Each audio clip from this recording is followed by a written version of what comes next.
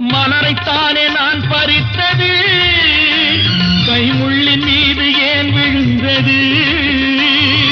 உறவைத்தானே நான் நினைத்தது, என்னை பிரிவு வந்து ஏன் அழைத்தது?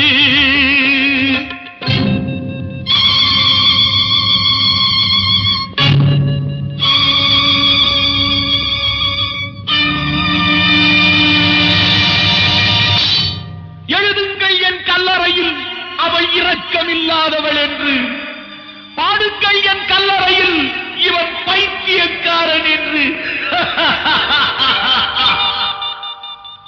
கண்கள் தீட்டும் காதல் என்பது அது கண்ணில் நீரை வரவழைப்பது, பெண்கள் காட்டும் அன்பு என்பது நம்மை பித்தனாக்கி அலைய வைப்பது.